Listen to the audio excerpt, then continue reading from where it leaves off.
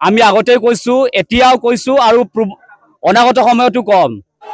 ৰাজ্যৰ বিভিন্ন প্ৰান্তত ৬ জনগোষ্ঠীসকলে জনজাতিকৰণৰ দাবীত ধাৰাবাহিকভাৱে তীব্ৰ আন্দোলন গঢ়ি তোলাৰ সময়তে জনাৰ বিভিন্ন প্ৰান্তত জনজাতি সংগঠনসমূহৰ সমন্বয়ৰক্ষী সমিতিৰ CCTOA আৰু ৩ মিচিং জাতীয় সংগঠন ক্ৰমে TMPK, MMK আৰু TMMKৰ উদ্যোগত তথা বিভিন্ন জনজাতি ৰাইজৰ সহযোগত জনজাতিসকলক ধ্বংস কৰাৰ ষড়যন্ত্ৰৰ বিৰুদ্ধে জনাই কেমি জেলেম, বিজয়পুৰ, ৰামধন, দিখাৰী, গালি জনাই আনে বিল্লামকে ধৰি বিভিন্ন প্ৰান্তত হাতে হাতে প্লে কাৰ্ড লৈ জোৰ সমদলেৰে ৬ জনগোষ্ঠীৰ জনজাতিকৰণ বন্ধৰ দাবীৰে জনজাতিৰ গৰ্জন কাৰ্যসূচী ৰূপায়ণ কৰে।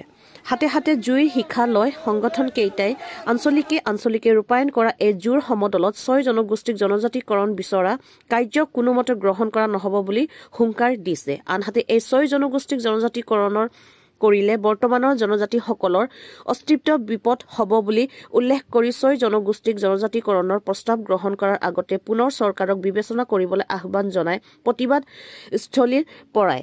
অন্যথা অনাগত দিনত চৰকাৰ তথা ৬ জনগোষ্ঠীৰ জনজাতিকৰণৰ বিৰুদ্ধে তীব্ৰ গণতান্ত্ৰিক আন্দোলন গঢ়ি তোলাৰ হুংকাৰ দিছে।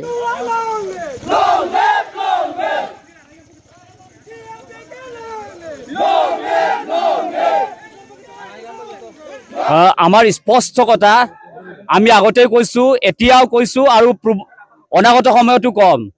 আমি কোনো জাতি জনগোষ্ঠীৰ বিৰোধী নহয়, কোনো জাতি জনগোষ্ঠী উন্নয়নৰ বিৰোধী নহয়, আমি কোনো জাতি জনগোষ্ঠীৰ বিকাশৰ বিৰোধী নহয়। আমাৰ স্পষ্ট কথা, আমাৰ যি আমি কিঞ্চিত পৰিমাণে আমি ট্ৰাইবেল হিচাপে আমি পাই আছো, ভাৰতীয় সংবিধানৰ ৩৪২ অনুচ্ছেদৰ আধাৰত আমি জনজাতি হিচাপে কিঞ্চিত পৰিমাণে যি অধিকাৰ আমি পাই আছো, এই অধিকাৰ কোনোবাই ব্যক্তিয়ে বা কোনোবাই জাতি জনগোষ্ঠীয়ে এই অধিকাৰক ৰঙা চকুৰে চোৱা যদি আৰম্ভ কৰে, কিন্তু এই পৰিণাম কিন্তু অতিকৈ ভয়ংকৰ হ'ব অনাগত সময়ত।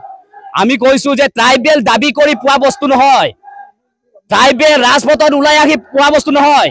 আমি কোনোদিনে ট্ৰাইবেল হোৱাৰ কাৰণে আমি দাবী কৰা নাছিলো, আমি কোনোদিনে আমি ট্ৰাইবেল হোৱাৰ কাৰণে আমি ৰাজপথলৈ আমি ওলাই অহা নাছিলো। আমাৰ স্পষ্ট কথা, আমাৰ ভাৰতীয় সংবিধানে এই পিছপৰা জনগোষ্ঠী হিচাপে বা পিছপৰা জাতি হিচাপে আমাক ট্ৰাইবেল হিচাপে আমাক ৩৪২ অনুচ্ছেদৰ আধাৰত আমাক নামাকৰণ কৰি আমাৰ ভাষা, কৃষ্টি, সংস্কৃতি, ঐতিহ্য, আমাৰ ভূমি অধিকাৰ, আমাৰ ভূমি প্ৰটেকশ্যন দিবৰ কাৰণে যি ট্ৰাইবেল হিচাপে আমাৰ ভাৰতীয় সংবিধানে আমাক স্বীকৃতি প্ৰদান কৰিছে, কিন্তু এই অধিকাৰক কোনোবাই ৰঙা চকুৰে মাহিমাই চকুৰে কোনোবাই যদি চাবলৈ আৰম্ভ কৰে, কিন্তু এই কথা কিন্তু অনাগত সময়ত ইয়াতকৈ ভয়ানক পৰিস্থিতি হ'ব।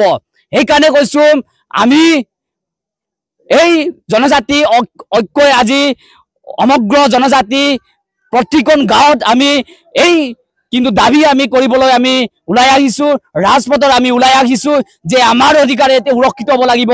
আমাৰ অধিকাৰ কি অনাদি অনন্ত কাললৈ আমাৰ অধিকাৰ সুৰক্ষিত হ'ব লাগিব। আৰু তেওঁলোকক OBC হিচাপে তেওঁলোকক যি অধিকাৰ দিব লাগে তেওঁলোকক চৰকাৰে প্ৰদান কৰক, তেওঁলোকক যি উন্নয়ন কৰিব লাগে চৰকাৰে উন্নয়ন প্ৰদান কৰক। কিন্তু আমাৰ এই যি কিঞ্চিত পৰিমাণে আমি ট্ৰাইবেল হিচাপে উন্নয়ন আমি অধিকাৰ আমি বুক কৰি আছো, কিন্তু এই অধিকাৰ কোনো কাৰণতে কিন্তু কৰ্ম কৰি অন্য এটা জাতি মৰ্যাদা দিয়াটো আমি কোনো কাৰণতে আমি গ্ৰহণ কৰিব নোৱাৰো। এই কথা কিন্তু চৰকাৰক আমি অখিয়াই দিছো।